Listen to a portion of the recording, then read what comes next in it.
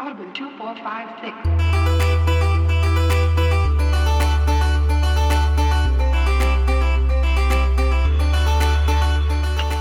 And we are back with part 2 of Dead Space.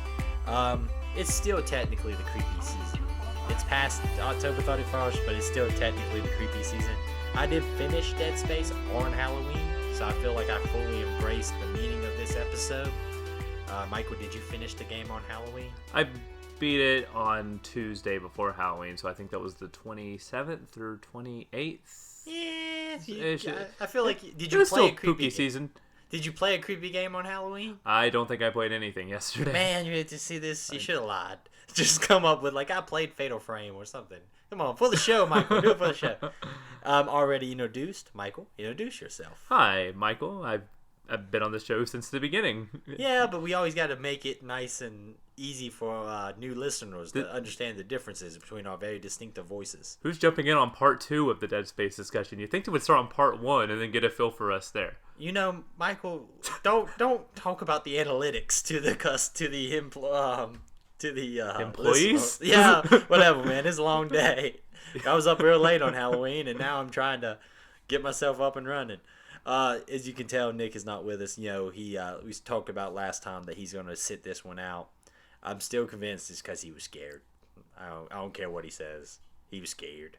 But he will be back. Those demon babies really got to him. Those demon babies, They almost got to me, to be fair. Yeah, so I think but he will be back for the next game for sure, so we're looking forward to having him. We told him what it was early, so he would have a head start on it. Yeah, he's probably already done with it, just waiting on us for this time. But definitely, thank you guys for coming back for part 2. We had a really great response on part 1. Just some stuff up top. As we go down towards the end of the year, we've been talking about doing some special episodes, doing some cool stuff coming up, and playing around with the format. Thank you guys for the feedback. We got some really good reviews and stuff like that on this episode. I really appreciate everybody who did that. It just helps us get kind of a feel for what people like and what they don't like.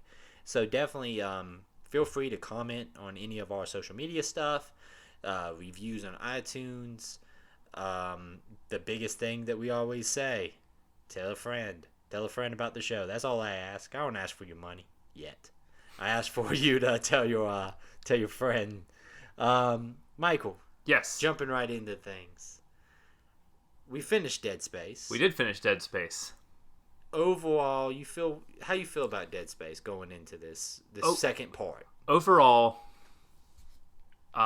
taking this entire game as a whole, I like Dead Space. I'm far from loving Dead Space. I'm also I don't dislike it. There are sections of this game, mainly in this chunk, that I did not like at all. But roughly that translates to about a third of the total time with just this section. So I am pretty positive on Dead Space.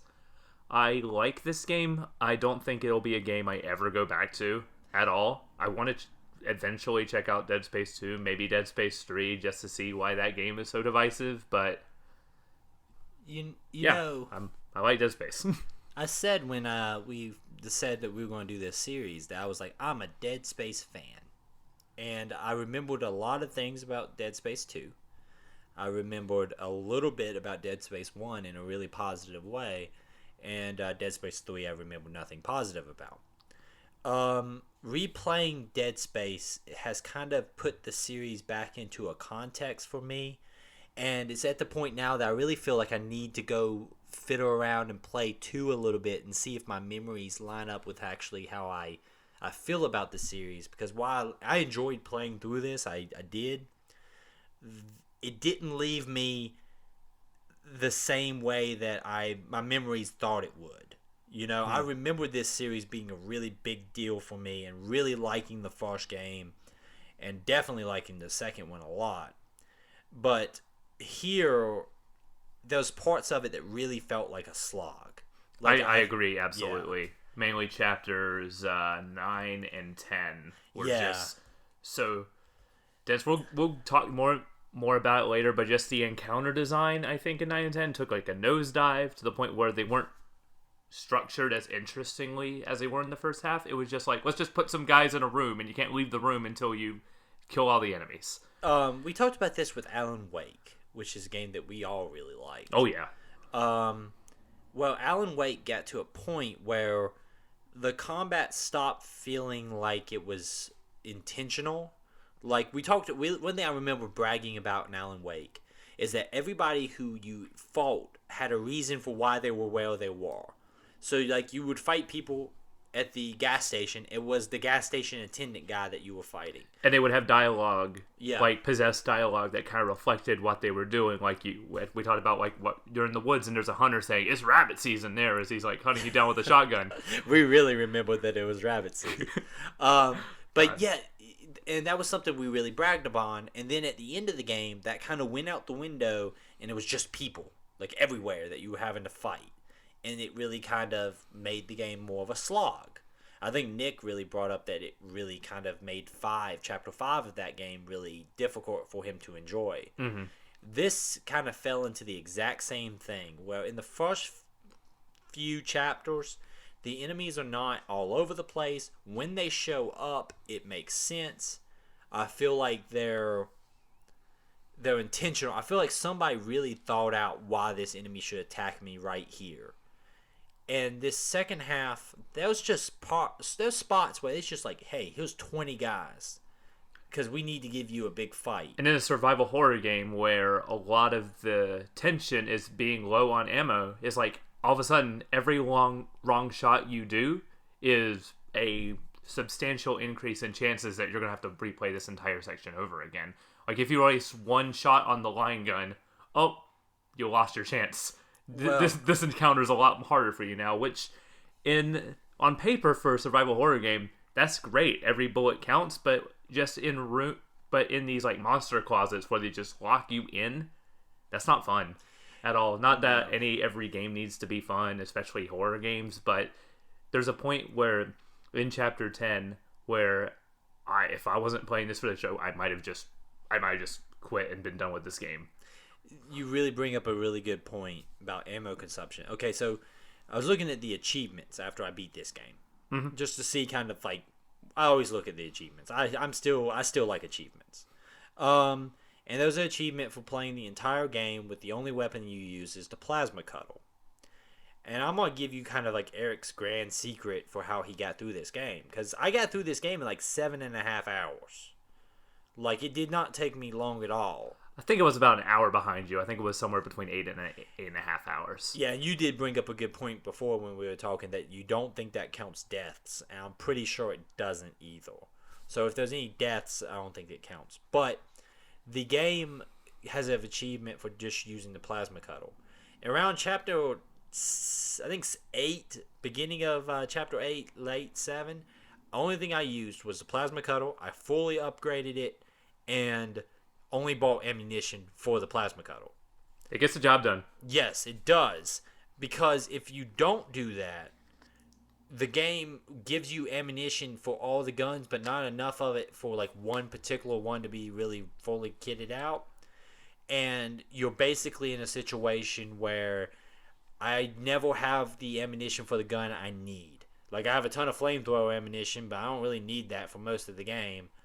And I need more plasma cuddle, but I don't have it. So it's almost like it's better to just limit yourself to a single tool set, which is the least fun way to play the video game. It's the problem of the jack of all trades versus the master of none. Like I was doing for most of this game. I've had 4 weapons that I was kind of upgrading along the way, and so I ended up with, instead of one really powerful weapon, I was with 4 relatively underpowered weapons for the section of the game. So then I did what you did. I was like, wait a minute. This is basically the starting pistol when we were talking last time about the starting pistol in Resident Evil, how, just get the red 9 and upgrade the red 9 and then you're set for the entire game. So then put all my stat points from there on out into health and the pistol, and then for the last 2 chapters of this game, it was mainly smooth sailing and I was having a great time with it again. You would almost be better off. I think the game is more enjoyable if the only thing you do is use the plasma cuddle. I think so too. Don't buy any of the other weapons. The force gun helped me out quite a bit, just because the alternate fire on that is basically a exploding air cannon, where you shoot a cannonball that just like explodes and just knocks enemies back. That's really good at helping me with like crowd control. But yeah, if I could have just alternated between those two weapons, and probably been better off versus trying to upgrade 4 weapons at a time. The flamethrower was my useful for the little face huggle kind of enemies and stuff like that, where you can just burn them. That would be the only weapon I would consider taking with me other than the plasma cuddle. But also by having all that extra funds, it allows you to purchase the suits, which are must buys. You need the suits as quick as you can, and more health and ammunition and canisters, things like that. I think the game is more fun doing that than if you try to use all the different weapons, which is a shame because that's not how you should really design your game. I should enjoy using different weapons for different things. I just didn't really find a lot of the weapons to be that useful. And going back to combat design, there is moments where they were just throwing 20 or 30 enemies at you. And if you did not purchase a bunch of ammunition or anything like that, it's just a whole lot of running around looking for ammunition in the middle of a fight, baiting enemies around corners. And it gets rid of the fun of this game, which is the horror, creeping down, abandoned hallways. And it just kind of makes it a slog. That was the one biggest letdown. The second thing I did notice, though, is this game backloads its story. Yes, it does. Big time. Absolutely. We talked about in the first episode, there was very little story to talk about. Does the plot twist at the end of the game really even do anything for the context of the story? I mean, it's your girlfriend's been dead the whole time. That really doesn't change. And Isaac really feels terrible about it, and because it's mainly the artifact that you're dealing with is kind of reveal. It's showing you what you want to see, so that you put you put the artifact back where it's supposed to go. Essentially, is what I took that as. Okay, let's talk some general story stuff, because it's implied in the video. You're only watching the video up to a point, the entire game. Yeah, and so you would run off the assumption Isaac has seen the video before he got to the Ishimura. He has seen the video all the way up to the end that shows Nicole kill herself. Correct? I believe so, yeah. And then when you get to the Ishimura, Nicole is popping up and you're running on the assumption, even though, okay, I knew the twist because I have played this before. Also, you knew the twist because I looked up the chat, because trying to divvy up the chapters thing on Google, it listed all the chapters in order, and if you just look at it, it spells Nicole is dead. Yeah. All the way through, and you're just looking at it going, all right, I guess we're going to stop at chapter 6, and you look at it for a second and go, oh wait, no, come on. The administrative side of this podcast got you. It's hey, here's for the Excel spreadsheet, and oh crap, here's all these stuff I didn't want to know. Basically. But I'm going to tell you right now, they don't do a great job of not making Nicole obviously something wrong. Because, Nicole's this weird spectral figure the entire time you interact with her. There's one cool bit, at the beginning of Chapter 7, you run into Nicole and you have to protect her. Whenever she's hit by an enemy, her health doesn't go down. Is something I noticed. Her line on the back that reads her monitors, whenever she's attacked, it doesn't go down. That would be really, really cool if that was intentional. I really hope it is. I think it was, because that's something, having knew the twist, because I was spoiled from my own need to research the chapter of this podcast. But when I noticed that, I was like, oh, that's really cool. I hope that's intentional. I imagine it would be. I hope it is intentional, because I feel I don't remember back when I played this the first time, and if someone that's played along with us or remembers, I feel you should know something's up, because Nicole disappears and reappears, and it just feels really weird, the concept that she wouldn't be some kind of illusion in Isaac's mind. Also, there's a bit in the first half when what's the main villainess's name again? Yeah. What? Shoot, what's her name? That's the thing. These characters don't stick with me because I don't really feel like these Kendra. Kendra. They also gave her kind of a generic name. Yeah, it was like with the first bit of Life is Strange. Like when we talked about Life is Strange, the first half, you did not know these characters at all, just because they had such plain names. Yeah. But then they made us care about them. So in the second half, we knew who all these characters were associated with. Even like the side characters. If I pointed out Justin, like he's the stoner skater kid. Yeah, like instantly. The game made you care about these characters and didn't need a fancy name to remember. You just knew them because you cared. And about obviously, this is a very different type of game, but most of the conversations that happen in this game is people talking at Isaac, and you can't get really a sense of characterization whenever people are just talking at you the entire time. Okay, I'm gonna say something here. This game makes me not care at all about Isaac, and I know in 2 and 3 he becomes more of a character.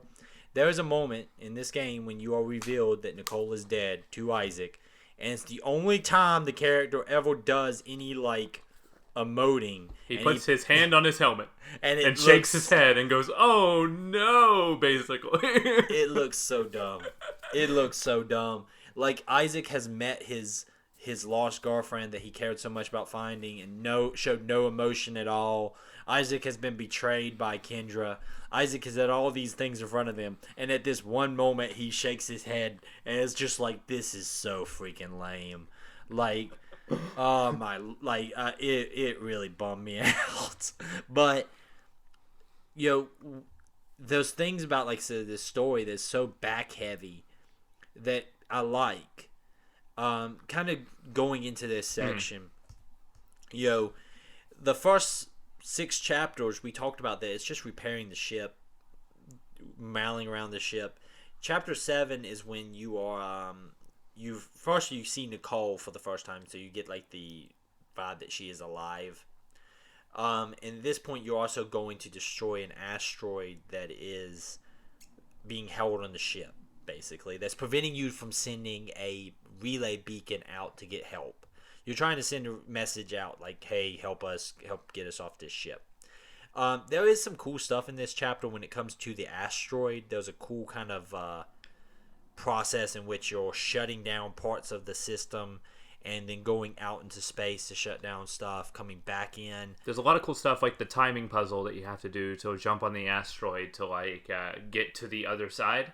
Was really well done. I died a lot in this section, with that timing puzzle in particular, but it was just because we were talking about after chapters 1 through 6, where we're like, we hope we're just not going to run around and fix things for this for the second half. That was the biggest complaint from last episode, where we felt like we just ran around and hit buttons. And you still are running around and hitting buttons, but the buttons are asking you to push, and the second half actually do some cool stuff, like the asteroid puzzle, and then the turret section in chapter 8, which is miles better than the turret section from the previous section. It's an actual section. You don't feel like you're just sitting there waving off rocks for 45 minutes. But the difference in this than the first half is you feel like the things you're doing have weight behind them. In the first half of the game, every time you go and you hit a button, the only reason it has weight behind it is because somebody on the other side of the radio tells you did something. Here, you're actually seeing what you're doing, you're accomplishing. Yeah, in the first half, you don't really... exactly. Someone tells you when something good happens to the ship versus you actually seeing it. And the results of you doing stuff in this section, you see the repercussions of it. You see the asteroid get, smelted. You see the when you activate the comms, you see what happens to that ship. You're not getting told. You're actually it's the bit when you're on the planet's surface in the 12th chapter. That's all repercussions of everything that's happened before. You're doing stuff and you're seeing the repercussions. It's the comic thing. In comics, it's a really good writer in a comics is going to write things so the artist is telling the bulk of the story instead of having to speak at you and tell you what's happening, because it's a visual medium. Show, don't tell. Exactly. Show, don't tell. And the first half of this game is tell you. The second half actually shows your repercussions, and it makes it significantly better. Mm-hmm. The whole asteroid stuff, you're sending out a relay beacon, and this kind of gets to when the game, I think, my favorite section of this game, which is You send out this relay beacon, and the response is received by a patrolling, quote-unquote, military vessel. And then it becomes a situation where you're like, oh, hey, help is right there. Someone is coming. But the game does something really, really cool that if you remember back in, I believe, chapter 4 or 3, it's whenever you went to the bridge. There is a moment in which Heyman traps a necromorph in a escape pod and ejects the escape pod. And it's kind of a throwaway thing. But then it comes back around in this chapter in a really big way. When they say, in the military vessel is sending like a message like, hey, we've received your message, we're on our way. We've also picked up your escape pod. That moment really is a cool kind of storytelling moment of, hey, remember this throwaway thing from 3 or 4 chapters ago? It's coming back to bite you.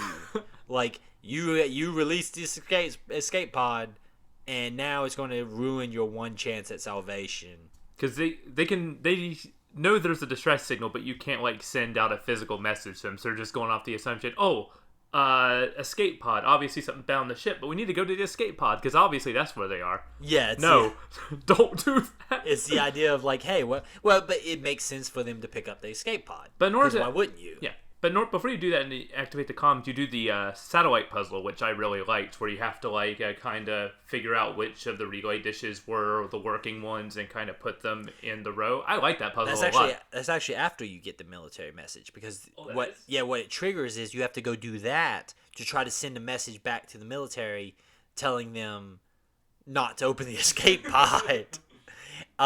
So that puzzle is really cool, though. I do like, really, any of the puzzles in 0G I like. Yeah. The 0G stuff in this game is actually really fun. As I was saying in the first part that we discussed, if I was making a sequel to Dead Space, I would just go all in on the 0G stuff and like build more stuff around that, because for me that was the most interesting level design and encounter design and puzzle design in this game were all centered around the 0G stuff. The one time I never felt like I was doing a slog is when I was doing puzzles and combat stuff in 0G.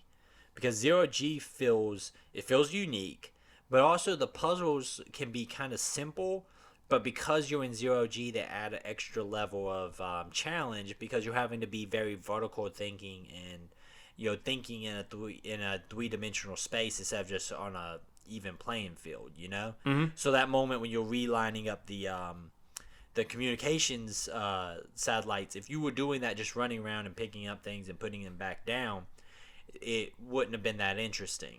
But because you're having to go up, down, around, move this one out of a spot to put another one in, it just felt fun. It was enjoyable. And the combat in 0G is fun.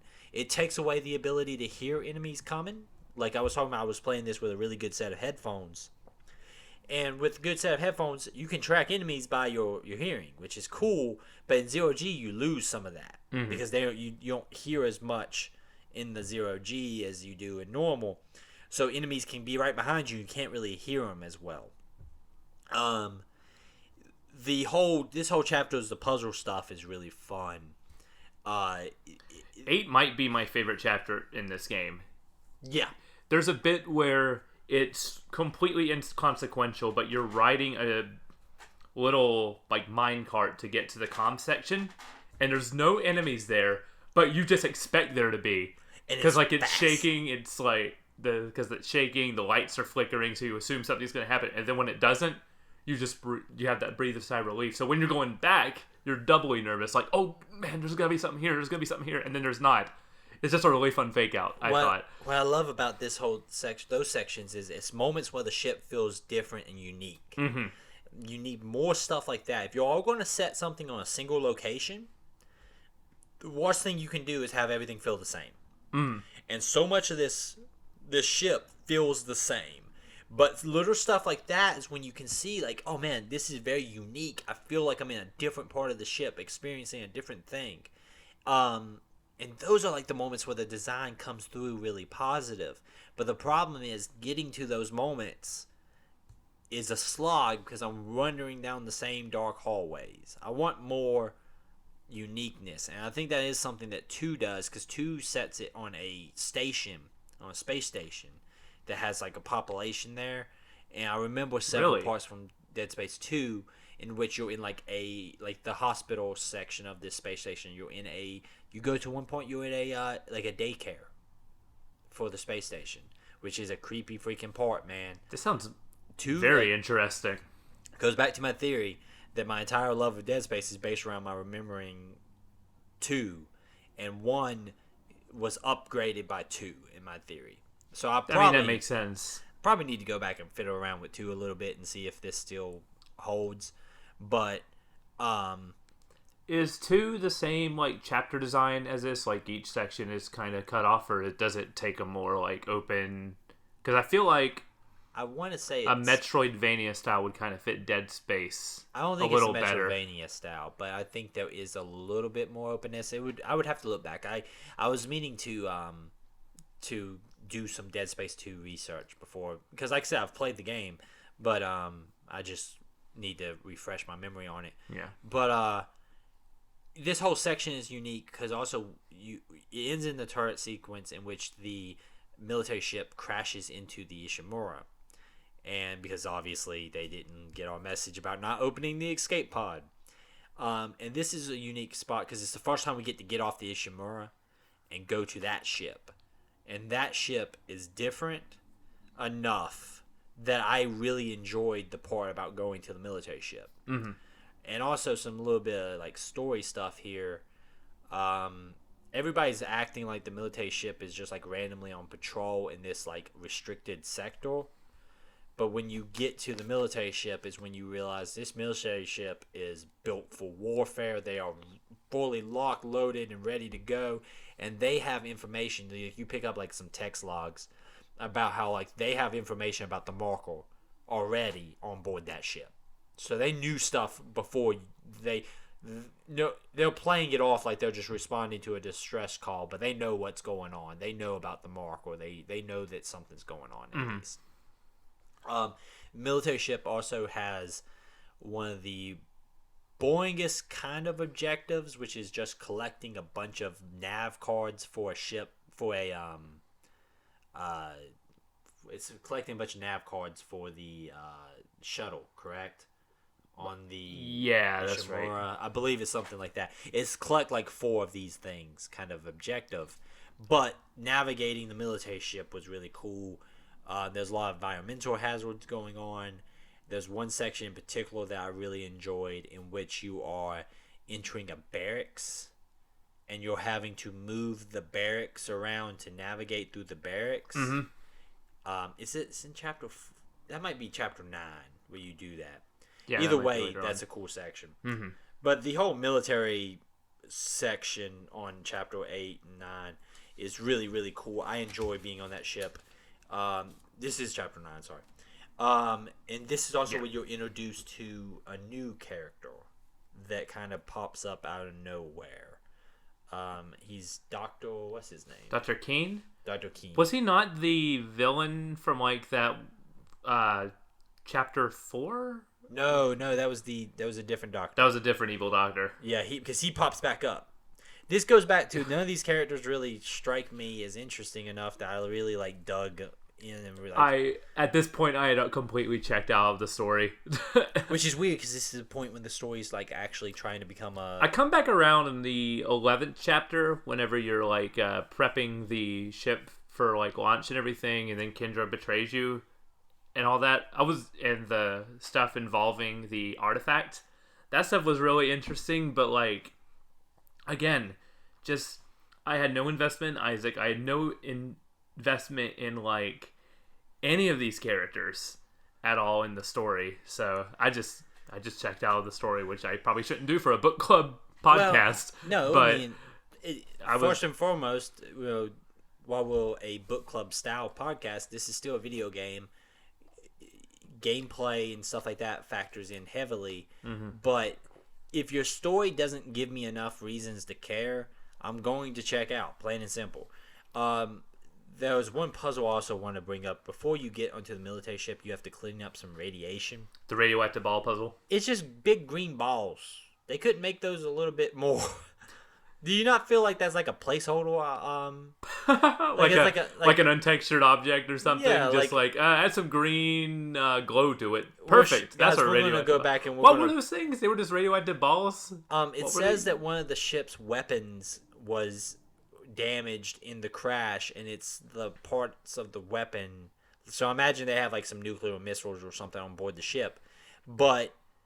Man, it feels like a placeholder asset if I've ever seen one. Like, I just really didn't dig the choice there. Like, they should have, even if they made them like big containers or parts of a missile or something, just make it look more interesting than a big green ball. We also get a revelation here that is told to us. I forget who tells us, but the infection is making the necromorphs merge with their stasis unit. Yeah, which I guess allows them to become. Those are the more powerful ones that you encounter. I guess because I believe it's Kendra who tells you that because the military troops all have stasis units. When they are infected, the stasis units are going into like haywire. So they're like, if you look at them, they're like super twitchy. Like they're going in and out of like different speeds. Those are the really fast ones that you encounter. So it's like the stasis unit is not correct. Like not running properly because they've been infected, and that's why they're fast and extra. But to be honest with you, they were not that big of a problem for me. Like the black necromorphs that take a bunch of hits are more of a problem for me than those guys. Like I could just hit those guys in the head and they would die. They look really cool, and the way they animate is really impressive. Just like they're static. It looks like they're running at a different frame rate.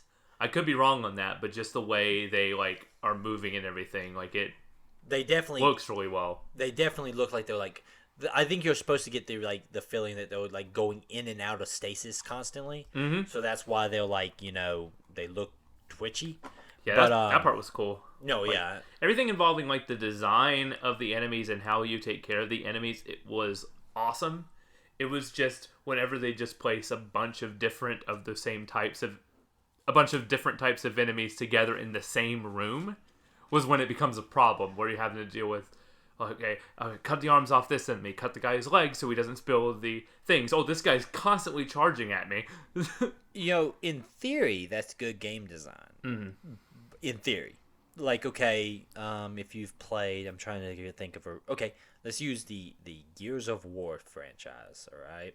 You play Horde mode, and you got different groups of enemies that come at you in waves. In theory, you want enemies that require you to do different things to defeat them. So, I got this big guy. He's slow, but I have to get behind him to damage him. I got a bunch of fast guys that I can just fight normally. I got little guys who don't have any range attack, but they charge them. You want to be changing up how the player has to interact with the enemies. But the way those Gears of War games work is that you have a lot more... Even though Marcus is relatively slow, he still has a lot more movement options than Isaac has. And there's a lot of opportunities for cover in those games, as well as like elevation.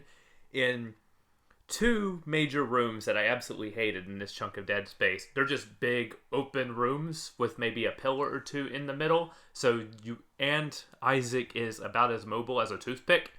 So you just hit the nail on the head why it doesn't work. Because they did all the work on the enemy side. But what tools did they give Isaac that are interesting and fun to use to engage with those enemies? Supposedly the weapons, but... They're not that good. They're not that fun. Like, true. And I know that I was made the argument about the plasma cutter being the only thing you could use. And you can say, well, Eric, you should be using all the different weapons. None of those weapons provide me a specific way of defeating a certain kind of enemy. This feels like a game that would be much more manageable and more fun on New Game Plus, just because you could have all, because the game just says, hey, you can play with your upgrade armor kit and all your upgrade weapons and everything, and you can play at a harder difficulty and everything, and that seems like the true Dead Space experience, playing with those upgraded weapons, juggling between upgraded fully armed weapons to like make those encounters manageable. But for a first playthrough, like this some of this encounter design was just... I just don't think the weapons are that interesting.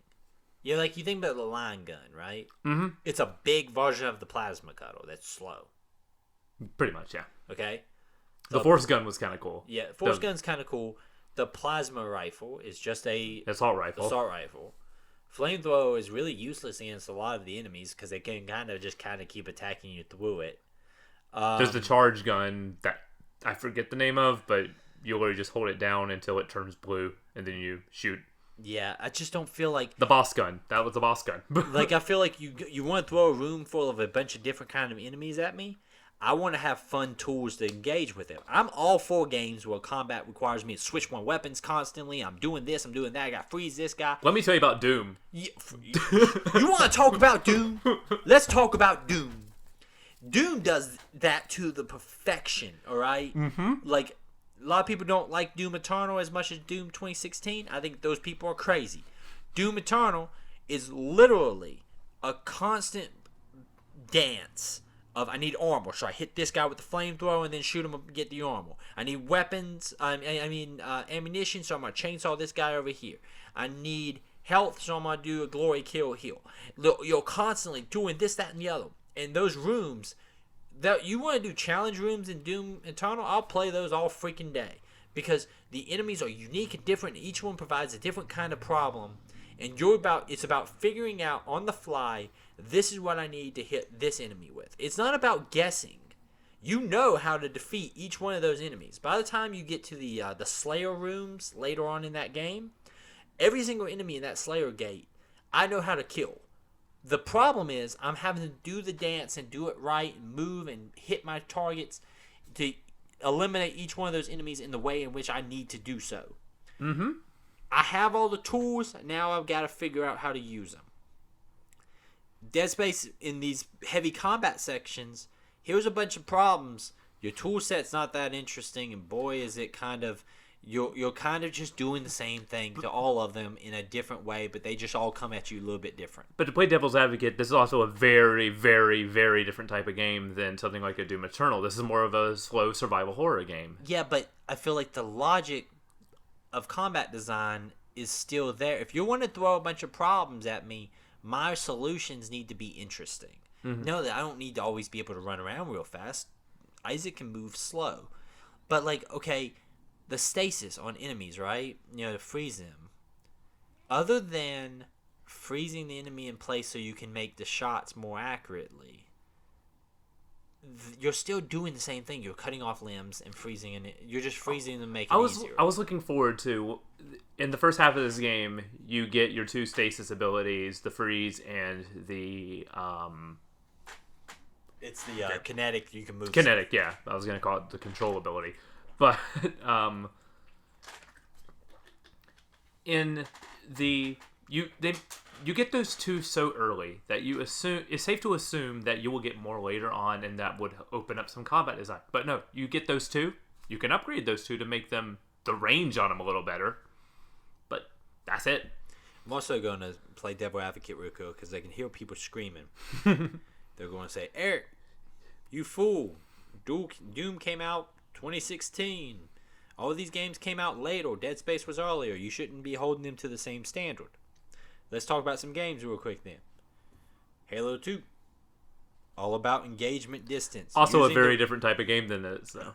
Resident Evil 4. Resident Evil 4, yeah, that's all. You want to talk about a perfect example of a similar game. I've been playing Resident Evil 4 recently. They openly admitted this game was heavily inspired by Resident Evil 4. Then on the development floor, this was called Resident Evil in Space before they had a name for this thing. So let's use Resident Evil 4. I've been playing Resident Evil 4 recently. In Resident Evil 4, there was different enemies that require different things from you. All right, there's the the guys who got shields, the guys who got dynamite, this, that, and the other. You receive different tools to engage those enemies with. Now, is it the same thing as like a Doom? No. But you get into a kind of a vibe and dance that it is fun and unique to be like, okay, this enemy's got the dynamite, so I'm shooting him in the hand to drop the dynamite. These enemies got shields, so I'm going to pop them in the legs and then go over the shield and shoot them.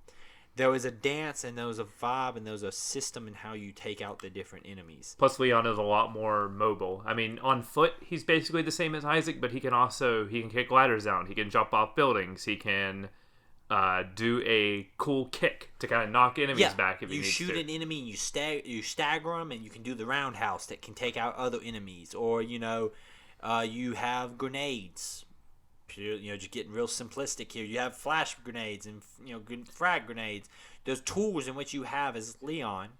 He's not super mobile, but he has tools and ways to engage with the enemies to kind of keep the combat fresh and fun. Mm-hmm. This doesn't really have that. That's the biggest killer in this, is that I feel like the combat is very samey, so when you throw a bunch of it at me, I get bored. Yeah. But I feel like we've been very negative for like the past few minutes, so I kind of want to talk about a really cool part in Part 9. There's a bit where you come up to the med bay with like a whole bunch of like cutting lights, and there's a guy that just charges you, and he just gets cut by all of those. That's awesome room design, because then like, okay, don't touch these, so when they're moving, you know what to look for. That stuff is great. There's a lot of good stuff in this chapter, but in these sections especially, but... I talk about in Chapter 10. It's Chapter 10, by the way, where you have to move the barracks around to navigate the environment. Move this one back so I can move this one over. That's cool. The environmental stuff that this game does is really quite good. Like, I actually like that kind of stuff. It's the first time the regenerator enemy was interesting to me, because I had to take him down to be able to move stuff around. So he's chasing you in those barrack sequence. When they combine encounter design with the puzzle design, that's when this game is the best version of itself. Exactly. Chapter 12 is all of that, and that's why Chapter 12 is so good in my mind, because you're focusing on this thing, and the encounter design is just there to make that thing harder. Exactly. The combat is not the draw. I'm trying to complete a task while I'm having to manage other stuff. It's a quick thing that happens in Chapter 9. This is when Hammond dies. He dies. He's killed by the big Charger guy. Kills him. Then you fight the big Charger guy, and that goes rough for me. What's the purpose of Hammond in this game? Other than red herring, so you suspect him and not Kendra. I guess. It goes back to yeah. We go back to our ship at the end of Chapter 9. He's a black guy in a horror game. Yeah, that feels really generic. I feel like they could have done better than that. He just doesn't. It's 2008. It's 2008. But still, man, that ain't justification. When did Cabin in the Woods come out? Cabin in the Woods, 2012. Okay, so it was before Cabin in the Woods. Because doesn't Cabin in the Woods take some shots at that whole trope? That movie is one giant shot at the horror genre in general. If I remember correctly, I like that movie. I love Cabin in the Woods. That's a good movie, yeah. But that'd be a good, like, hey, if we want to talk about a movie... But the thing is about Cabin in the Woods, it's hard to talk about that movie in particular if we have already seen it, because that's a movie that plays better not knowing what to expect. Hey, spoilers for Cabin in the Woods. Yeah, sorry. It's the same thing as like From Dusk Till Dawn. Dusk Till Dawn's the same way. Like Dusk Till Dawn is as best when you don't get what happens to like an hour and 45 minutes into it. And then it's at its best. But if you know the twist already, it's okay. But when you don't know the twist, it's really good. Unlike this game, where the twist has literally no effect on the game as a song. When we go back to the Chapter 9, this Chapter 10 gives me my favorite room in this entire game. Because Chapter 10, you are going down to the barracks of the ship. And this is when you get super into the church stuff. The line of just like candles going down the stairs and everything. It reminded me, did you reach the, I know you played a bit of Nier Automata. Yes. Did you reach the section where like the cult candles and like the church stuff going on, the Become as God stuff? Yes. That was the first thing that came to my mind. Just all those like church candles in a sci-fi setting is like... It's cool. That juxtaposition of like those two things is like really cool.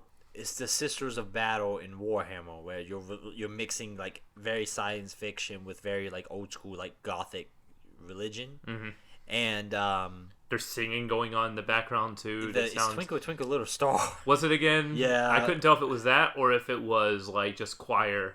Which I think scene. is I talked about how there was a point in which you heard Twinkle Twinkle Little Star in the elevator at one point. Also, if you don't press start right away, it just plays the trailer for this game and you hear Twinkle Twinkle Little Star. Yeah. Does that have any like narrative content, or is it just to be creepy? It's like, we're gonna take this child song and put it in this horror game because it's creepy. I feel like that's what it is. I feel like it's, taking in childhood, lost innocence. It's a trope and it's a lame one. I think it works good because the singing is like done creepily and the environment's really cool. But I wish they would have picked something maybe a little bit more interesting. It's like the bit in that one movie, The Woman in Black, with Daniel Radcliffe, where it just keeps cutting back to like a monkey with cymbals. Yeah, it's like, here's something is creepy. Ding, ding, ding, ding, ding. Just kind of remind me of that. And I was like, that's a movie I don't really often think about, but I'm like, oh yeah, that movie. But this is a really cool environment. Oh yeah. And the church stuff is interesting to me. I dig the fact that the church is like a universal big religion. Like, it's not like this is a cult. This is a like major religion among humanity. There's talks about like to this 2008. It's playing off of a religion. Like but it's a major religion like for humanity. Like, it's not a situation where this is like a cult. I don't know. I definitely got occult vibes with the there's the dead bodies with like the bandaged faces in this area as well. Let me finish though. But yes, I mean, we know it's like a creepy monster thing, cult thing. But like, okay, when you get to the captain's cabin, and there's a voice log there where you like realize he's a part of the church, and the church has funded this expedition basically, and filled the ship with a bulk of them being believers, members of the church. But you can also find things that are like tracks and like recruitment stuff for the church. And they state how like the church is ran by, has multimillionaires. It has, board politics. It's like, it's a huge recognized religion. This is not a under the shadows, creepy thing. Like, people know about this religion, which makes it even more interesting to me because there's like this dark seediness, and then there was like a forward-facing version, Mm-hmm. I think that's interesting. I think it's that's cool. The whole section has some cool stuff. Some creepy stuff, especially like when you just see one of the only NPCs that you actually see in this game, like the human NPCs, and it's just a woman laughing, and then she slits her throat. No, she shoots herself. She shoots herself. Yeah, blows her own head off, completely off her head. I wish you see more than that, because you see some of that on the military vessel. Mm-hmm. Like, there's a dude who's stuck in one of those gravity wells, so he's being slammed up against the ceiling. Oh, right. But that stuff is good horror stuff, right? But there's a point in the army ship in which you open up a door and a guy kind of stumbles and runs across the hallway in front of you. So you naturally, if you do what I do, I followed him, but he's dead. But you are, it's cool. You feel like other people are moving around the ship, which they try to do in situations when you run into Heyman, or you run into the doctor, or you run into the crazy doctor guy. Like, the game is trying to make these people are running around, but instead what I feel like I'm doing is I'm walking up on scenes. Like, this is a haunted house and I'm walking up on a scene that I'm supposed to see and then move on. Because those characters never leave the rooms they're in. You never see them leave. They're always behind glass. I talked about the Nicole thing. Like, when you meet Nicole face to face for the first time, not across a ravine, but you're in the same room with her. We're gonna go down to the ship, and I'll meet you there, Isaac. And doesn't follow you. It just feels like you're walking into a scene and then walking out of a scene. Yeah. And that really kind of makes me not care. There's a bit where I think it's the doctor dude where he's he stabs a guy in front of you behind one of those glass things. Yeah. And the guy he stabs is someone who very much he was in a lot of the voice logs from the first half of the game. He's the guy who's in like engineering. Yeah. He was like looking for one of the ladies who was in like the food place. Like it's like a weird subplot that goes throughout the game of like his adventures around the ship, which becomes kind of a thing in this franchise if you think about it, because I know there's a rail shooter that takes place in this franchise that does kind of a similar... Oh, yeah, on the Wii, Dead Space Extraction? Yeah, I want to say that's like a similar, like, this is going on over here. And there was a comic series and a motion comic series. Reviews for that game were actually really good. Like, people thought it was like one of the better, like, rail shooters on the Wii. You think about it, it kind of makes sense, right? Because the game's all about shooting off limbs. So a rail shooter that requires you to hit certain targets. Yeah. Actually, kind of. That'd be fun. Sounds pretty Did good. they ever... Oh, I think that's on... They made a PS3 version of that eventually with move support. I think it was like a pre-order bonus with Dead Space 2. I could be completely wrong with that. I don't have a move, so I don't know. I got PlayStation 3, but if you're one of the 10 people with a PlayStation Move, that might be harsh. Oh, wait, you need one for VR, right? I think it's bundled in. But the fact that we're sitting here going like, do you have a PlayStation Move? Like, I just feel like, yeah. This would be a Nick question. Nick's the VR guy. We're not the VR guy, So we'll ask Nick, and he'll pop back up, and he'll be like, "Yeah, of course you all idiots. We all have moves." He'll yell at us. My favorite thing about Chapter 10. Isaac walks weird when he's on like the little like the parts of the ship that has a bunch of he's like tiptoeing. I just think that's my favorite walk. I was sitting there for a little while, making him go forward a little bit, then back up a little bit, go forward a little bit. There's a basketball room in this chapter, which is actually not bad. It's a fun little mini game. There's an achievement associated with it. I did not get. I was like, this is too much time. I just want to. I think the longer you play the basketball game, the more the lockers in the locker room open up. Yeah, because I got like I think the 3 of them too, and I'm like, okay, I'm good. I don't need to do this anymore. Yeah, I think it's like if you play the game longer, you get more stuff. That's a good way. If you're low on equipment and supplies, suck it up and you can get some stuff. But boy, it gets a little tedious. This is also the easiest boss fight in the world. Pops up. Where you kill the regenerator by turning on the engines. And the game's already taught you how to kill him, and. Because you freeze them the first time, and then you burn them up the second time. With a game that's all about freezing people in time and then cutting off their legs, it's not that hard just to freeze them real quick, shot, bam, bam, and then go hit that button. Like, I did this in, like, one shot, no issues at all. But you're a lot better at this game than I am. This took a couple tries. Because I didn't know what I was supposed to do, because I was like... I've been tuning out the story, so I wasn't listening to exactly what I was supposed to do. So like, hit the button to turn on the engines, and I'm like, I keep pressing it, but nothing's happening. Then, like an idiot, I go, oh, this guy's chasing me. I need to put him where the engines are. Yeah, just stick it right there and just blow him away. Elevator. There's an elevator after that sequence. Glitched out on me, killed me. Really bummed me out because I haven't been dying. I have no freaking clue. I thought I screwed up, and I tried to repeat the bug, and it didn't happen. But I haven't been dying in this game, and that freaking killed me, and it made me mad. That just makes me mad. You need come up, and she need to die every once in a while. Is how it feels like, because I've been sitting on loading screens for a while in this game. Yeah, I haven't had that much of. Yeah, I play a lot of Twitch games. 9 and 10 were really rough for me. I did not enjoy those sections at all. 7 and 8 were good, and I really liked 11 and 12, but 9 and 10, for the most part, there was some really cool stuff in there. Like, my favorite bit being the laser cutting puzzle was really fun, but other than that, it was just like, ready. After 10, I was like, I'm just going to plow through this game at this point. So I spent like the next like hour and a half to 2 hours just finishing it. I had a weird kind of, in the story point, you are taking the marker back down to the planet at the behest of the the nice doctor, we'll just call him because I forget his name. And there's a weird story thing. Okay, we know that Kendra does not want us to take the marker. Correct? Mm-hmm. But then Kendra spends the entire time telling us we should go with him. We should trust him.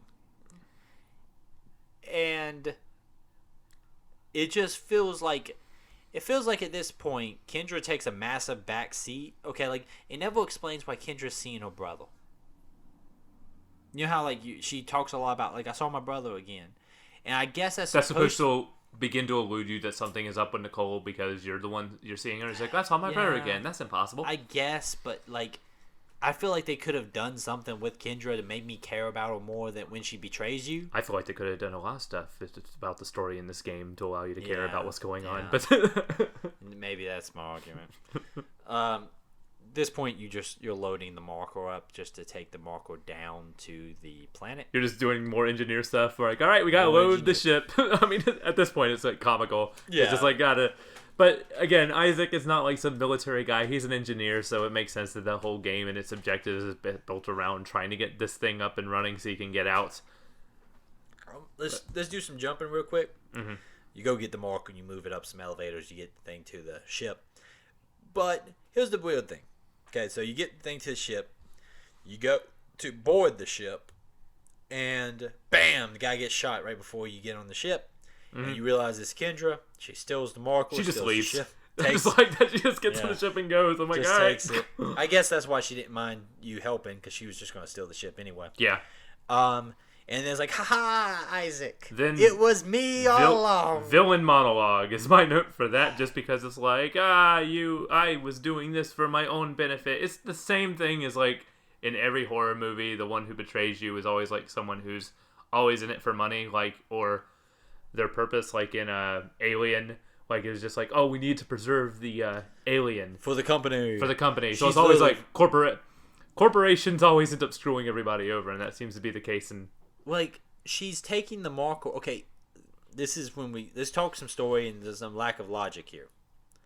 What? It makes perfect sense. What are you talking about? She makes a statement that this is not even a real marker. And this is base. I did not know what she was meaning by that at all. This is when all of a sudden, like, the game's like, we have lore.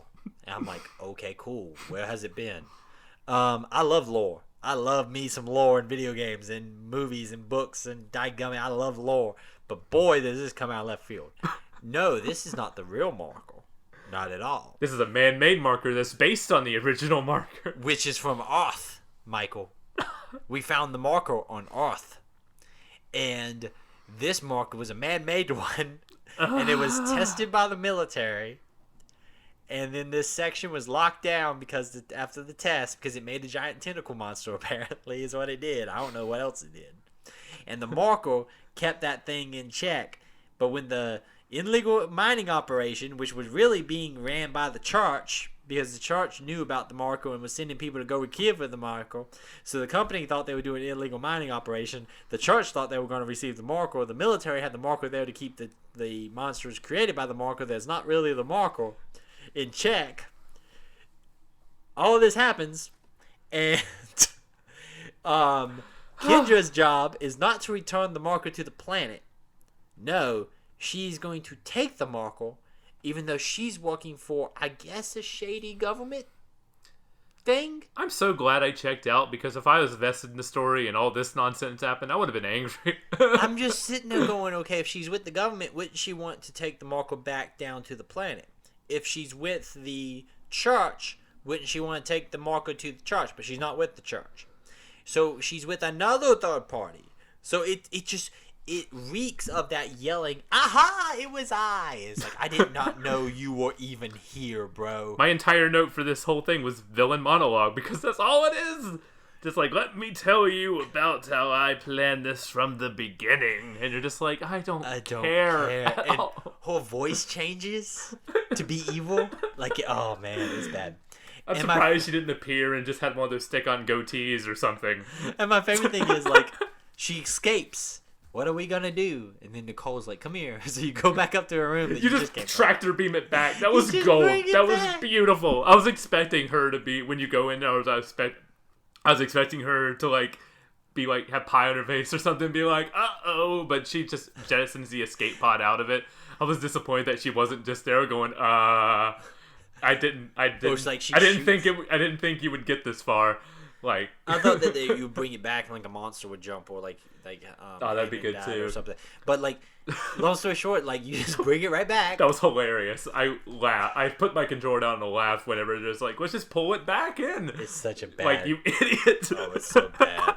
And like, once again, like, talking about like Isaac being a faceless, nameless emotionless machine. He finds Nicole and there's no reaction. Nicole, talk about it being a scene. You walk out of that room and Nicole's like, I'll meet you down there. And like there's no reason she wouldn't just walk with you. You fight a couple of enemies. You jump on the ship because she ejected an escape pod from the escape pod, I guess. And you basically, yeah. And Nicole gets beside you, and she's making her crazy cult stuff like make us whole again. Make us whole again. Yep. Take the marker down to the planet, and I was so glad not to see non-Ishimura environment. That I was like, yay, new stuff. It's a planet surface. You're like, this is something new, something grand for the finale. This is nice. In most games, I would care so much about, like, I wouldn't care about this kind of environment, but in this, I'm like, yeah, it's new. And really, the only thing you do is you just guide the marker through the facility. Which I guess would be appropriate for, like, Isaac, too, because he's been stuck on that thing, like, dealing with monsters and everything. I could imagine, like, if he was a voice character, he'd be like, fresh air. Kind of, finally. Yeah, like, he would have something to say about this, but he doesn't. He just puts his hand on his helmet. Once again, yeah. Releases one tear on the exterior of that helmet for some reason. Just one tear rolls down. Oh, man. You move the marker. You move it to the site of, I guess, where you can... You're putting the marker back where they took it from. Put that thing back where it came from, or so help me. So help me. Oh, man. Monster Inc., but with Dead Space. That's terrifying. Like little necromorphs trying to put back a little Isaac. Like, yeah, I told you it was a bad idea. He's going to cut off all of them. Don't you know? Oh man, you want to do a sing along, but it's Monster Inc., but with Dead Space. Just make that a whole bit. No, we're not gonna do that. This is a fun sequence. There's a cool 0G sequence in this whole area. Like, there's some fun stuff, but it's a whole lot of nothing. You finally put the marker back where it needs to be, and Kendra locks you in a decontainment zone and moves it right back to the ship. It's literally like the same thing as the tractor beam. Gotcha. We did this, and then we didn't do it. I just undid it. And also, why can Kendra just hit a button and have it do it automatically, but Isaac had to physically drag it all the way? Now I'm mad. Like, I like to think that Isaac just walked by the button at the beginning. Like, he could just hit the button, but he just, walked by. He just had to manually do it himself while doing it with all those necromorphs, just, like, constantly. Yeah. And this section was good. I liked the, it's basically an escort mission, but it's a good escort mission because you're, like, constantly, like, having to manage your own encounter design by, like, raising and lowering the bridges so you can, like, trap enemies on, like, the opposite side bridge to, like, give you some more time to move the artifact along a little bit better. It was really... At the end, I like this chapter a lot. Yeah, at the end, there's a big battle sequence. You're fighting the tentacles. You're fighting monsters. Everything's exploding around you. It feels good. Oh yeah, that last, like, final push where the 3 tentacles are up while monsters are chasing you on the runway was very stressful and, like, actually really cool. It felt good. Like, that's when the combat because it makes sense. Mm-hmm. It's like, here you are. You're right there at the edge of your journey. It's gonna be challenging. It's the peak of the mountain. And, like, the fact that she's like, just watch the video all the way to the end again. You watch the video, Isaac shakes his head. And then, the most emotional moment of this entire game. He just shakes his head. Nay, the series is when Isaac shakes his head and puts his hand on his face. And then she just walks away with the marker, and then you cut through the ship. It gives you a whole bunch of supplies because you know the ending's coming, so you gotta get a bunch of stuff. And then you just right back up in the room. You could have just walked like 2 feet to get back to the ship from the get-go. Like, it was a very... if Isaac was smart, he would have found the button, hit the button, and just walked through that hallway. He would have got to the end. And then you get back there, and Kendra's back on the ship looking at you like, oh, this is awkward. Why do you keep... And then she's immediately, unceremoniously killed by a giant tentacle. What? She literally just shows up. She's like, oh, it's you again, Isaac. Bam. And it's like... Also, how fast did she get back there? Because it took me like 20 minutes to get there, but she just walked in like 2. Yeah. Like... So she had a button. She had a button that escorted her back. She still had to walk it. I mean, yeah. You don't know that. Maybe there was another hallway. Yeah, another hallway. But yeah, she gets killed by a tentacle, and now we fight a big tentacle monster in a pretty decent boss fight, actually. For a final boss fight in survival horror games, most of the final bosses in survival horror games are bad. Because they depend on... Because either... A, you have way too much ammunition because you've been stockpiling the whole game because of survival horror game, and that's what you do. You save your ammunition, and then you get to the final boss and just dump all your last rounds into the guy. There's Indian shotguns. Like, oh, I've been saving all this rocket launcher ammo. Let me just use the rocket launcher over and over again. But the encounter design here is actually really cool because it's like more of a timing-based thing versus a enemy tank-based thing. You also have the cool moment when you're picked up by a tentacle and you're shooting upside down, trying to hit. That was great. That was a cool freaking moment. That felt awesome. I was sitting there the whole time, and like we talked, it's similar to like when the tentacles grab you on the ship and drag you. That's freaking cool. And there is a moment in Dead Space 2 that reminded me of. There's a moment in which you fall down like a large elevator shaft or something, and you're hanging by like upside down by like a rope or something. And a bunch of enemies attack you, and you're like rotating while hanging upside down, shooting them. Mm-hmm. That's the stuff this game does really cool. When I was being hung upside down, and I was trying to line my shot up, and it was hard. That freaking was cool. That was a cool moment. I want more of that. I want more of that kind of stuff. Less of just shooting enemies. This feels like a this game feels like a proof of concept. I feel like a Dead Space 2 would be much better than this just because they can look at the stuff that worked and like re-examine the stuff that didn't and make a really, really good game out of this. There's a really good game in here. Yeah. Absolutely. There's a bunch of moments that I'm like, hell yeah, this rules. And then a bunch of moments where I'm like, this could have been trimmed down a lot or like completely redone. But I like Chapter 12. I like the final boss. I thought it was a really fun final boss for a horror game. I think Chapter 12 and Chapter 10, which is on the army ship, are my favorite chapters. I think 8 and 12 are my favorite chapters because I really liked the way the just that whole the puzzle design in 8 as well as just the bit where they're going after the escape pod. Like, no, don't do that, don't do that. It's really cool. Just to finish up the story of this game, you beat the big boss. The planet's falling apart because is it the Ishimura or is it the asteroid you released from the Ishimura? I wasn't paying attention. I think it's the asteroid you released from the Ishimura. Sure, let's go with that. It's coming down. You hop on the ship. You escape in the last second right before the ship collapses. There's a face reveal. Isaac reveals his face, and you know what? I flipped my cable there. You know what? He's just a guy. Yeah. Isaac's a guy. He's just a guy, and then the game ends on a lame jump scare that I knew was coming, and I can tell you why I knew it was coming. I had a flashback. Okay, so picture of Eric in 2008. He had spiky hair, a lot smaller guy. He was sitting in a chair, probably late at night, and he had beat the game. He was very excited about beating the game, probably checking his achievement list. And that jump scare scared the crap out of me. It got me this time because I had no idea it was coming. So when it happened here, I knew it was coming. So I sat there, and it's like 1:30 in the morning on a Halloween night. All right? And I'm sitting there, I know it's coming. And it's still a pretty good little jump scare. Because it doesn't come from behind. It comes from below and the right. Mm-hmm. And it's a necromorphed version of Nicole. Is what jumps you. Oh, that's what... Yeah, I wrote, I don't get this ending. It's a necromorph version of Nicole. Now, if I remember correctly, when I first played this, I ran off the assumption that, like, Nicole, like, it kills you.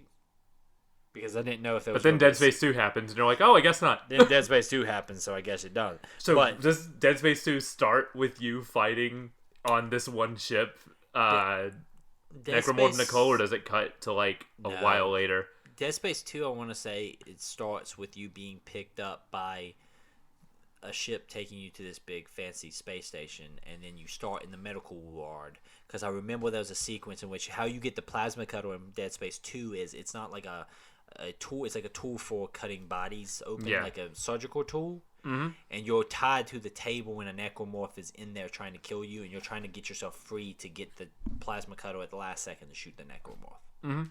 Dead Space 2, I remember having some really good stuff. I might go back and fiddle around with Dead Space 2. I do want to play it. I'm not going to go right away just because I don't want more of this quite yet. I want to play something different, which is why our next game is actually very different than this.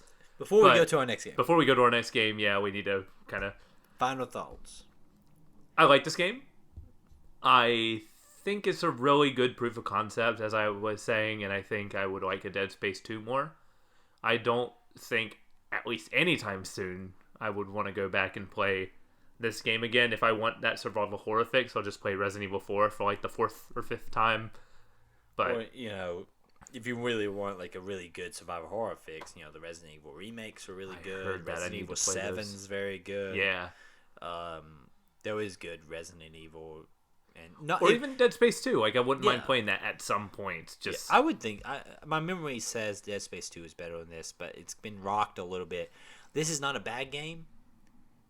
I wonder if your opinion of 3 would have changed with time, because when we did 3. This, you hated 3. I didn't finish 3. I remember buying 3 on day 1 and hating it because I bought days. I remember paying $60 for something also kind of shapes things a little bit more versus getting it free on Xbox Live Gold like I did and still haven't touched. Well, like I remember buying Dead Space 2 and loving it. Like that was back when I had some. I think Dead Space 2, I was still a single man when I bought that game, so I was buying a lot of video games at that time, and I remember loving that freaking game. And Dead Space 3, I was, I think I still like I was, I don't think it was the money that I felt wasted. I felt like it wasted the series because I know that Isaac is not the only main character in that series. It's focused on some co-op stuff. It just didn't feel right to me at the time. This is a series that, like I said, people freaking still love to this day. I think a lot of that is derived by 2, if I remember correctly. This is a game that's got some serious flaws, and it feels like a drag at a lot of points. And maybe the auxiliary stuff, too. Like, there's comic series, there's anime, there's novels. There's a lot outside of just the games about Dead Space. And there is some cool background lore stuff here, like in the text logs and stuff, that allude to a more interesting universe outside of this game, where the story is just your generic haunted house survival affair. Yeah, I feel like this. I'm glad we played this. Absolutely, I had a good time playing this. But it's like I feel like there was some points where I was like, man, I'm dragging. But I feel like the next game we play. See, that's a segue right That is a good segue. Segue. That's a nice segue. Somewhere out there, somebody just looked at their phone and like, see what he's doing.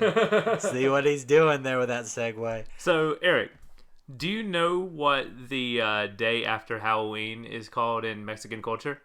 Well, today's the day after Halloween, Michael. Yes. So when we're recording this, Dia de los Muertos, which is the Day of the Dead. But, Michael. Yes. I wonder if there is a video game. I wonder if there's a video game that captures similar to that vibe. How about a PC game that was released in 1998 called Grim Fandango, which is now on Xbox Game Pass? Michael, are you saying that we should play Grim Fandango? I think we should play Grim Fandango. Michael, I've been wanting to. When we started this up, I was like, man, at some point, I really want us to play Grim Fandango. Well, Michael, today, since it is Day of the Dead that we're recording this on, all right, and that works out completely as planned. We didn't have to guess it at all. I feel like the only thing we should be able to play now is Grim Fandango. Absolutely. So, Michael, I know that we just came to this realization. But do you know anything about Grim Fandango we can tell the listeners so we can prep them? No, let's see. Turns out I have an entire note list on my phone filled with random facts about Grim Fandango. See, it was meant to be. This was unplanned at all. Actually, we joked, but to go into Inside Baseball, we had like 2 other completely different games planned that we were bouncing between. You're ruining the bit, man! And then Grim Fandango was announced to be on Game Pass. I was like, oh crap, we really wanted to play Grim Fandango. Scrap those plans, we're playing Grim Fandango. We were going to play some like old PlayStation 1 games, and we wanted to play something significantly older.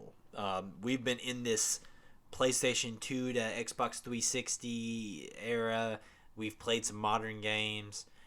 We wanted to go back, and we were looking at some PlayStation 1 games, and this is a game from 1994, PC game. 1998.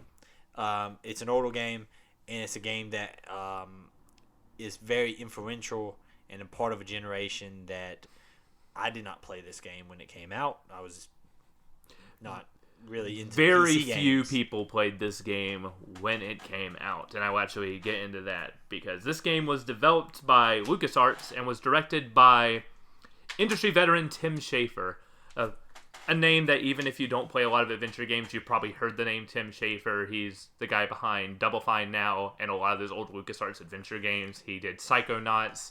He did the Monkey Island games. He did Brutal Legend. He did what was the Halloween game he did? Costume Quest. He did Costume Quest? I want to say that's a Double Fine game, isn't it? Really? Huh. I think it is. I'm not 100% sure. I might not be.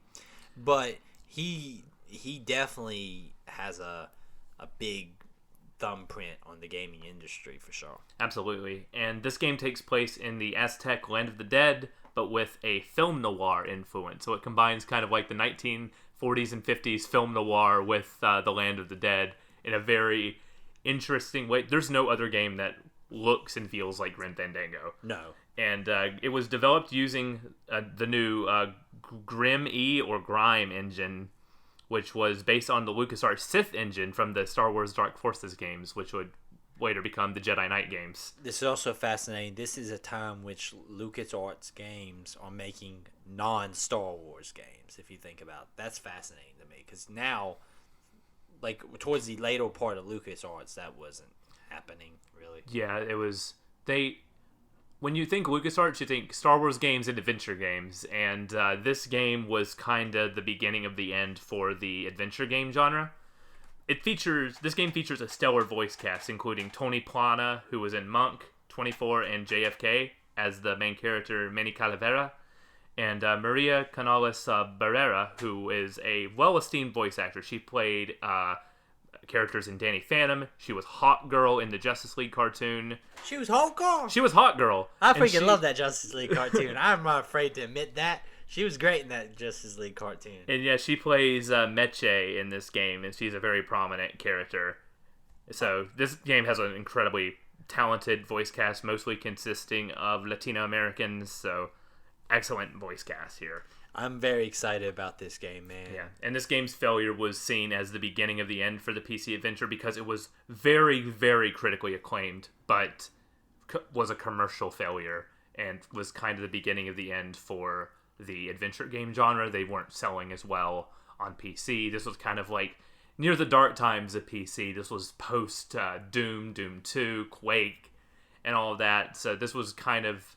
I could be wrong with my PC knowledge is nowhere near as good as my console knowledge. Most of my PC knowledge comes from reading the book Masters of Doom, which is an excellent book. But this was kind of... PC gaming was kind of taking a little dip here around this time. This game has amazing style. You look at the game, you're going to see that it looks dated. It does, because it's from 1998. Mm-hmm. Even the remastered version was just... They don't do a whole lot to it because the style itself is still pretty good, ultimately, but mostly the remastered version was just a way to get you to play this on modern consoles because the only way to play it was with a computer that I think at the latest could run like Windows Millennium. So it was very hard to play this game on modern systems. You had to like do some work to your computer.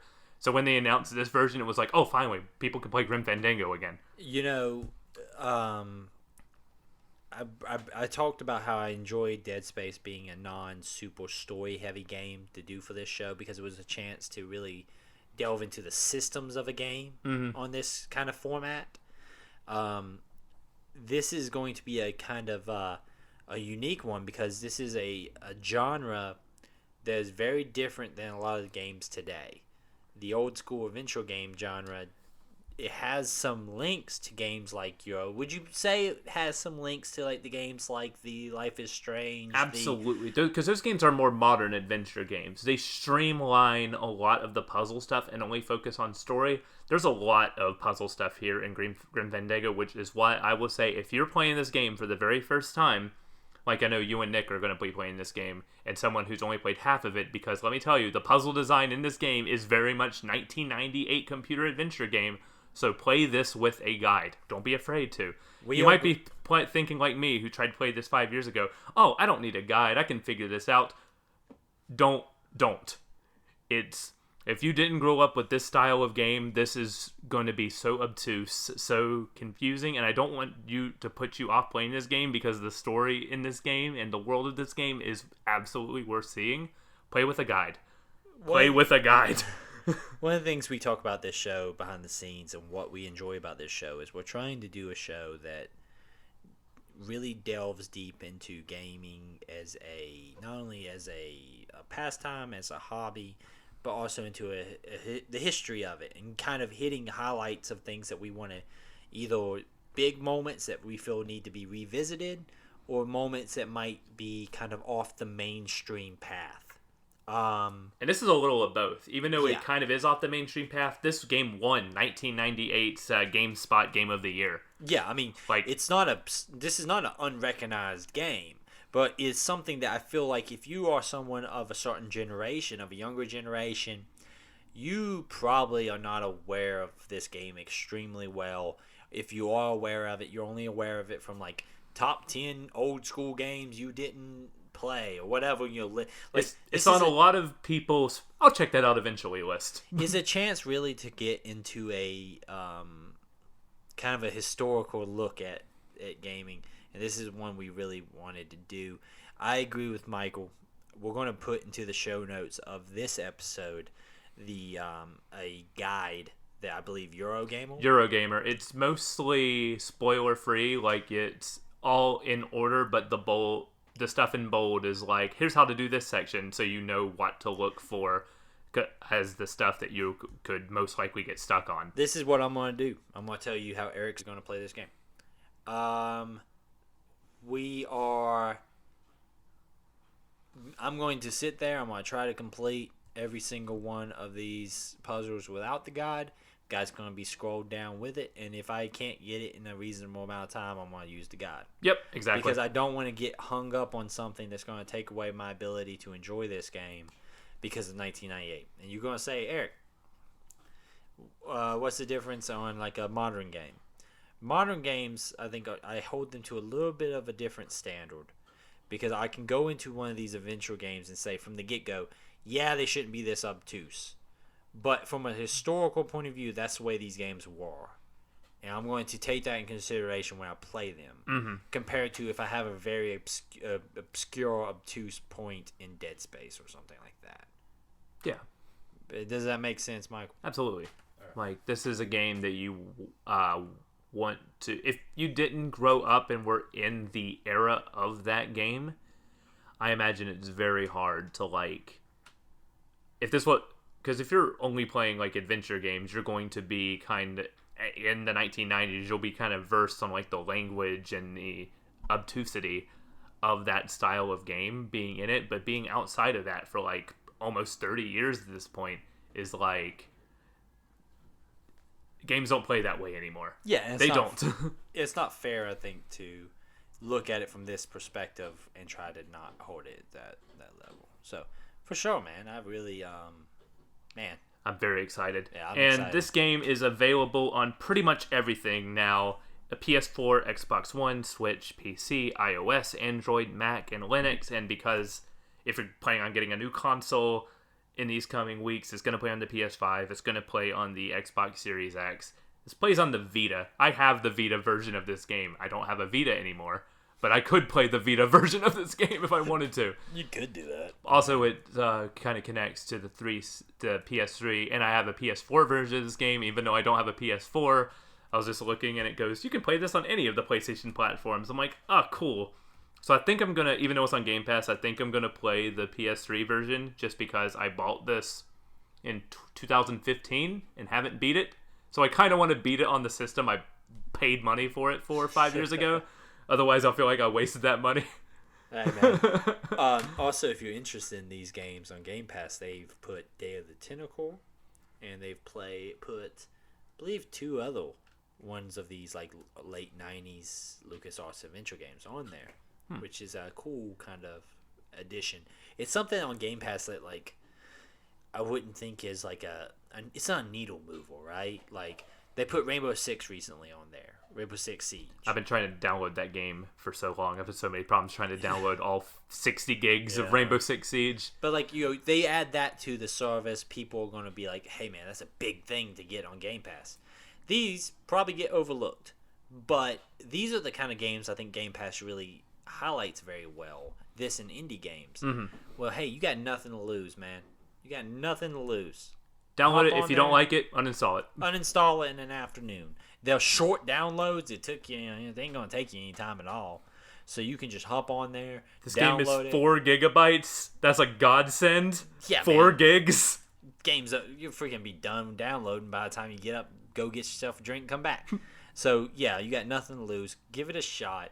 We're going to have a great time talking through with this. Nick's going to be with us on this one for sure. I need Nick's opinion on this game. I feel like he'll love after. I didn't specify where the stopping point is. We're going to be playing Grim Fandango in 2 parts.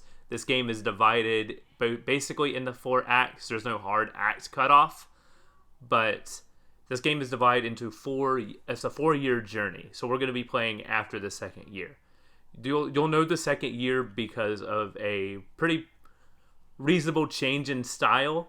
After that section will be our cutoff. So at the beginning of year 3. Beginning of year 3. So beginning of year 3 will be our official stopping point for part 1. It might not be a perfect cutoff in terms of hours, but it's a good cutoff in terms of story because that's the halfway point of the story, pretty much. You said that anticipate around 4 hours? 4 to 5 hours, depending on if you're playing with how tight you're using the guide.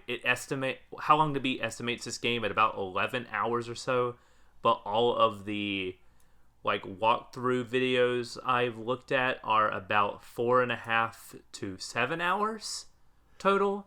So I imagine if you're playing this game straight through, you can probably knock this whole game out in about 8 hours total. Okay, so 4 hours is about halfway point. Yeah. But, definitely hop back on, join us for our next episode. I'm looking forward to this game a lot. I'm probably going to play some of that today just because it's Day of the Dead, man. It's a good time to start a game that's set around Day of the Dead. Also, if you are Latin American, please forgive me. I'm just going to go ahead and say it from the get-go. My pronunciation of things are going to be bad. Oh, my God. Let me tell you about this entire game and how it's all based on Latin pronunciation of things. So, understand, I'm going to butcher some stuff. It is not meant to be offensive. I wish with everything in me that I wouldn't be able to, but it's just the way it is, guys. I'm going to try my best. But I'm definitely looking forward to this. This is going to be really, really fun. Thank you guys for joining us. Like I said, next show, Nick will be back. We also have some really cool stuff planned for the end of the year. We were talking about doing some stuff around talking about new consoles, talking about kind of the end of the year, maybe doing some special episodes. We're coming up on some listener milestones with our listeners. You guys have really been jumping on board, and we really appreciate it. You guys are the reason we keep going. Just seeing just the numbers every week just has me going, man, people actually like hearing my voice. This is new. Well, yeah, and it sounds really arrogant here, but understand that it's not meant to be. No, we really enjoy. We did this during kind of the height of the quarantine and stuff, and it was a good time just to make an excuse for all of us to get together and hang out. And at the end of the day, that's what this is. But it is really cool to see people jumping on and enjoying the shows and watch and listening along to us, and we're going to keep doing more stuff. Definitely feedback. iTunes reviews. If you see us we're very big on the Reddit pages for these games. We're putting stuff up on there. If you see something on the Reddit page, comment on there. Tell your friends. Pass the information along. Only thing we're asking for in the grand scheme of things, like I said, we're not asking for any money or anything like that. I would joke around, but we're not. We just want more people listening and more people kind of jumping on and enjoying this little journey we got. So thank you guys very much. State of the Save is on all your major podcasting platforms. You can send your emails to stateofsave@gmail.com. And thank you guys, man. Stay safe out there. And let's jump into some Grim Fandango. It's going to be fun. Hasta luego. Yeah, that.